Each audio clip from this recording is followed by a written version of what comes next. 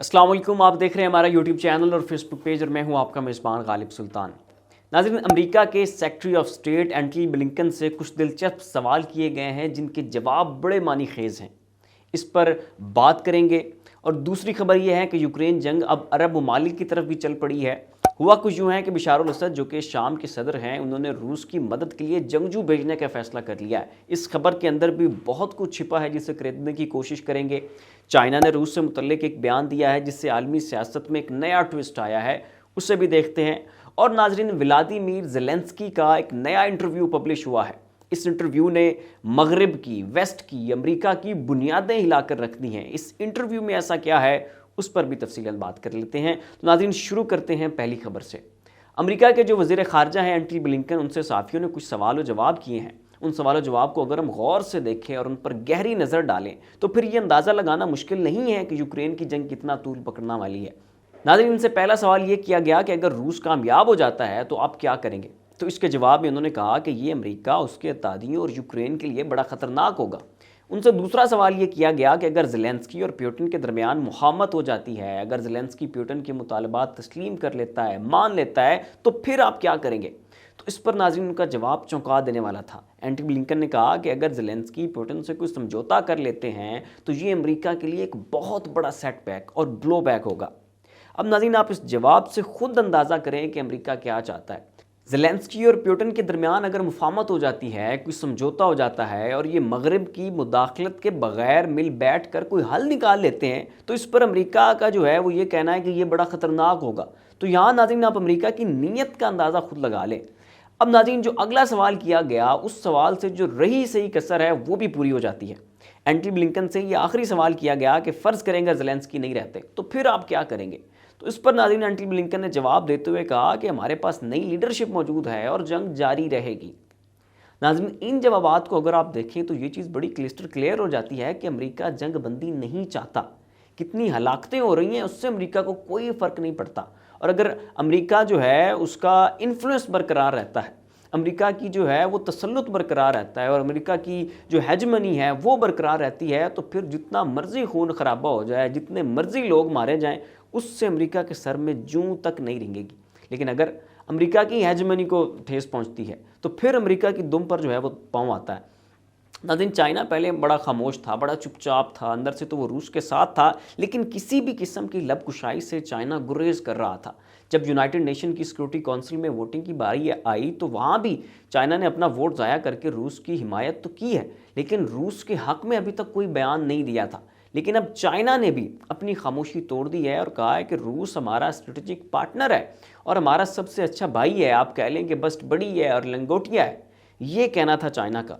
बहुत से ममालिक इस इंतज़ार में थे कि शायद चाइना रूस की मजम्मत कर दे, लेकिन अपने इस बयान से चाइना ने सब गलत फहमियाँ जो हैं वो दूर कर दी हैं। नाज़रीन, शाम के सदर बशार अल असद ने भी रूस की मदद की हामी भर ली है। अब शाम से बड़ी तादाद में शामी जंगजू रूस की मदद के लिए भेजे जाएंगे।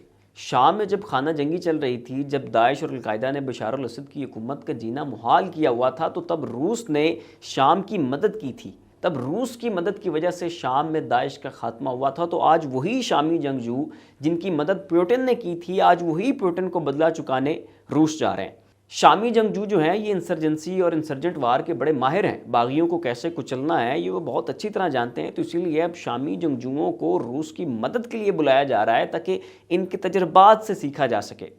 तारीख अपने आप को दोहराती है। 2003 में इसी यूक्रेन ने इराक पर हमले के लिए अपने टैंक भेजे थे और फ़ौज भेजी थी, और आज इसी सरजमीन से जंगजू जा रहे हैं ताकि यूक्रेन से जंग करें। तो तारीख जो है वो अपने आप को दोहराती है। आप जो भी करें वो आपकी तरफ लौटता है, लौटता ज़रूर है। चाहे आप बदी करें, चाहे आप नेकी करें, और वो देर भी उसमें हो सकती है, लेकिन जो कुछ भी आप करते हैं वो आपके लिए ज़रूर लौटता है।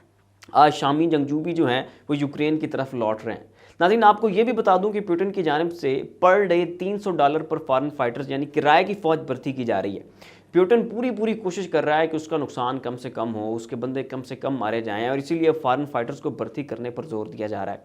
दूसरी जानिब इसराइल भी इवैक्यूएशन ऑपरेशन में पेश है, चूँकि यूक्रेन में बड़ी तादाद में यहूदी आबादी है और उनको निकालने के लिए इसराइल ने इवैक्यूएशन ऑपरेशन शुरू किया हुआ है और लोगों को उठा कर फ़लस्तीन में आबाद करने की कोशिश की जा रही है। यहूदियों के पास तो कोई और जगह है नहीं और ऊपर से ये नए यहूदी लाकर इसराइल में आबाद करना चाह रहे हैं, तो इसके लिए फ़लस्तीनियों को घरों से निकालेंगे, उनके घर मस्मार करेंगे, वहाँ नए घर बनाएंगे और उन घरों में यूक्रेन से उठा कर लाए गए यहूदियों को आबाद कर देंगे। इसी खतरे की बू सूंघते हुए फ़लस्तीनी अवाम ने रूस की हिमायत कर दी है। उन्होंने देखा है कि इसराइल यूक्रेन की हिमायत कर रहा है, इसराइल वहाँ से यहूदी लाकर फ़लस्तीन पर मुसल्लत कर रहा है, तो फिर फ़लस्तीन ने भी रूस के हमले की जो है वो हिमायत कर दी है। अब नाज़रीन, यूक्रेन का कहना है कि उन्होंने रूस के 12,000 फौजी मार दिए, लेकिन रूस ने यूक्रेन के इन इल्ज़ामात की तरदीद की है और तरदीद करते हुए उन्होंने कहा है कि कोई हमारे 12,000 सिपाही नहीं मारे गए हैं और यूक्रेन झूठ बोल रहा है। इस वक्त दोनों अतराफ से बड़े और नाज़रीन बड़े फिगर्स आ रहे हैं। रूस कह रहा है हमने यूक्रेन कितने फ़ौजी मार दिए हैं और यूक्रेन कह रहा है कि हमने रूस कितने फ़ौजी मार दिए हैं, लेकिन हकीकत क्या है, एग्जैक्ट फिगर्स क्या हैं, ये कोई नहीं जानता। जंगों में जानबूझकर इस तरह के झूठ बोले जाते हैं ताकि दुश्मन को असाबी तौर पर हराया जा सके, ताकि दुश्मन को दिमागी शिकस्त दी जा सके। तो इस वक्त जो भी आदाद शुमार आ रहे हैं तकरीबन सभी हवाई बातें हैं। दोनों तरफ हलाकतों के असल फिगर्स क्या हैं, इसका तो चंद दिन बाद ही पता चल सकेगा।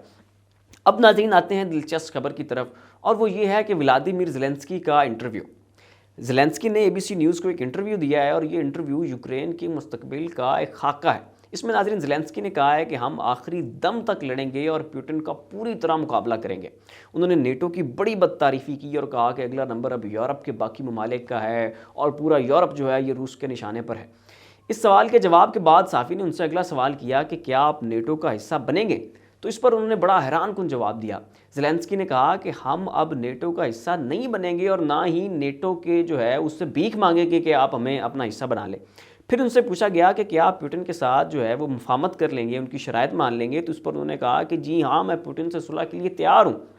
साफ़ी ने कहा कि पुतिन की शराइत बड़ी सख्त है। पुतिन चाहता है कि क्रीमिया को रूस का हिस्सा समझा जाए, यूक्रेन नेटो का हिस्सा ना बने और डॉनबास जो है उससे एक आज़ाद रियासत तस्लीम कर लिया जाए। तो इस पर नाज़रीन ज़ेलेंस्की ने सारी कहानी ख़त्म कर दी और उन्होंने कहा कि इन सब बातों पर पुतिन से बैठकर बातचीत हो सकती है। जी हाँ नाज़रीन, इन सख्त शराइत पर भी बातचीत करने के लिए ज़ेलेंस्की तैयार हैं। अब इस पूरी सूरत हाल को अगर हम देखें तो इससे लगता ये है कि ज़ेलेंस्की नेटो के रवैये से बहुत मायूस हो चुके हैं और किसी न किसी तरह से जंग बनती चाहते हैं। इस इंटरव्यू ने दूध का दूध और पानी का पानी कर दिया है और लगता यूँ है इस वक्त जो सारे कार्ड हैं वो पुतिन के हाथ में है। रूस का ये हमला बड़ा कामयाब जा रहा है। जंग को देखते हुए ऐसा बिल्कुल भी नहीं लगता है कि रूस ने जल्दबाजी की है या उजलत में फैसला लिया है। बिल्कुल ऐसा लगता है कि रूस इस जंग के लिए एक लंबे अरसे से तैयारी कर रहा था और उसे पता था कि अमेरिका और मगरब कौन कौन सी चालें चलेंगी और उसने उन चालों के हिसाब से अपने आप को तैयार किया हुआ था। तो यहाँ हम ये कह सकते हैं कि ये पुतिन की एक बड़ी कैलकुलेटेड मूव थी और बड़ी मनसूबाबंदी वाली मूव थी। जहाँ तक बात इस जंग की है तो इसमें कोई शक नहीं है, यहाँ रूस जो है वो गलत है। दुनिया का कोई कानून इस बात की इजाज़त नहीं देता है कि आप किसी भी मुल्क पर इस तरह से हमला कर दें, उन पर अपनी मर्जी मुसल्लत कर दें, वहाँ कत्लेआम करें और लोगों की इमलाक को नुकसान पहुँचाएँ। नाज़रीन, हमें ज़ाती हद तक और इनफरादी हद तक इस कत्लेआम की मजम्मत जो है वो ज़रूर करनी चाहिए। तो ये थी नाज़रीन यूक्रेन जंग से मुतल्लिक कुछ अपडेट्स जो हमने आपके सामने रखी।